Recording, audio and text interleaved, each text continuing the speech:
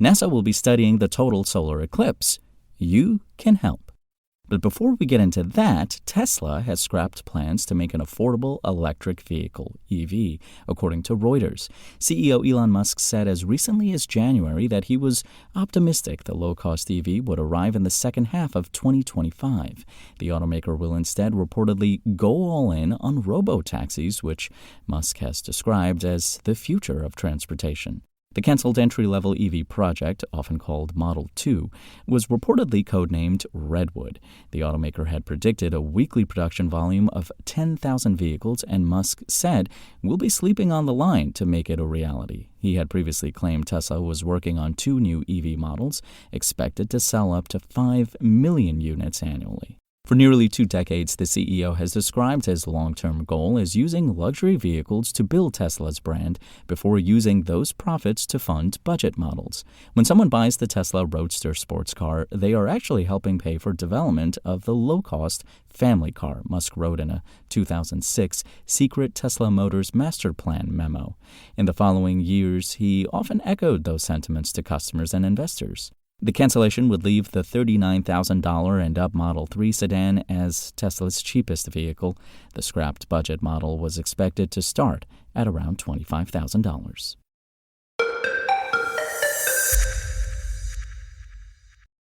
Later today, a total solar eclipse will be visible across a swath of North America, from Mexico's Pacific coast to the easternmost reaches of Canada. And in those few minutes of daytime darkness, all sorts of interesting phenomena are known to occur. Phenomena NASA would like our help measuring. During a total solar eclipse, temperatures may drop and winds may slow down or change their course. Animals have been observed to behave unusually. You might hear crickets start their evening chatter a few hours early. Even radio communications can be disrupted due to changes in the ionosphere while the sun's light is blocked. And the sun's corona, its outermost atmosphere, will come into view, presenting scientists and those of us helping them with a rare opportunity to study this layer that's normally invisible to the naked eye. NASA has lots of research efforts planned for the eclipse and has sponsored a handful of citizen science campaigns that anyone can take part in if they're in or near the path of totality, or the areas where people on the ground can watch the sun become completely obscured by the moon. The path of totality crosses 13 U.S. states, including parts of Texas, Oklahoma, Arkansas, Missouri, Illinois, Kentucky, Indiana, Ohio, Pennsylvania, New York, Vermont, New Hampshire, and Maine. It's an event of some significance. The next time a total solar eclipse passes over that much of the contiguous U.S. won't be until 2045. One such citizen science project is Sun Sketcher, a concerted effort to measure the true shape of the sun. While the sun is closer to being a perfect sphere than other celestial bodies that have been observed, it's still technically an oblate spheroid, being a smidge wider along its equator. The Sun Sketcher team plans to get a more precise measurement by crowdsourcing observations of Bailey's beads, or the little spots of sunlight that peek out from behind the moon at certain points in the eclipse. The Bailey's bead effect is the last piece of the sun seen before totality and the first to appear after totality, NASA explained in a blog post. For a few seconds, these glimmers of light look like beads along the moon's edge. They're visible thanks to the uneven topographical features on the lunar surface. You'll need to download the free Sun Sketcher app, which is available for iOS and Android on the App Store and Google Play Store. Then, a few minutes before totality, the exact time is location dependent, put your phone on Do Not Disturb, hit Start in the app, and prop up the phone in a place where it has a good view of the sun. After that, leave it be until the eclipse is over. The app will automatically take pictures of Bailey's beads as they show up. Eclipse watchers can also use their smartphones to record the environmental changes that take place when the sun dips behind the moon as part of a challenge run by Global Learning and Observations to benefit the environment, GLOBE. You'll need an air temperature thermometer as well for this task and can start logging observations in the days before the eclipse if you like being extra thorough.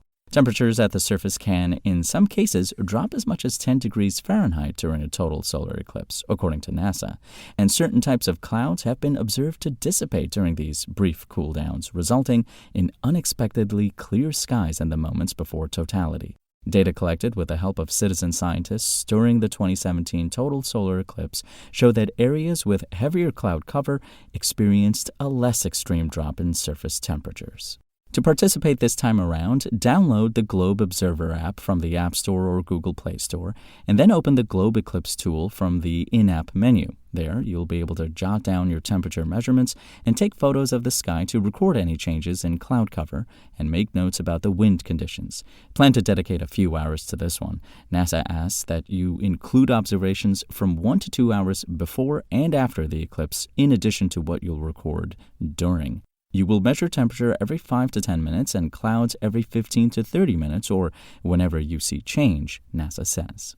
One more way, listen for wildlife. Observations going back nearly 100 years have added support to the idea that total solar eclipses temporarily throw some animals out of whack.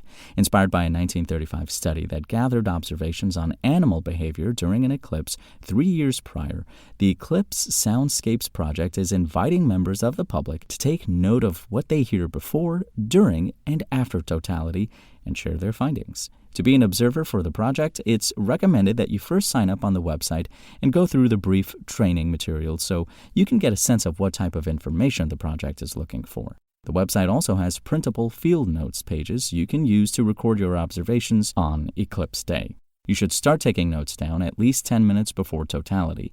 Only after the eclipse is over will you need to fill out the web form to submit your observations along with your latitude and longitude. If you happen to have an AudioMoth acoustic monitoring device and a spare micro SD card lying around, you can go a step further and record the actual sounds of the environment during the eclipse as a data collector. You'll need to set everything up early, the project says, to do it on Saturday, April 6th before noon, and let it record until at least 5 p.m. local time on April 10th.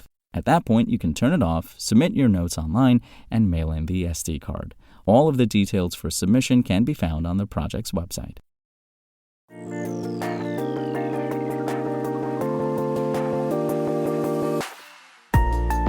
Thanks for listening to the show. Make sure to rate, review, and subscribe on Apple Podcasts. Today's show featured journalism by Gadget contributor Cheyenne McDonald and was produced by Spoken Layer. I'm Imran Sheikh, and as always, we'll talk more tomorrow.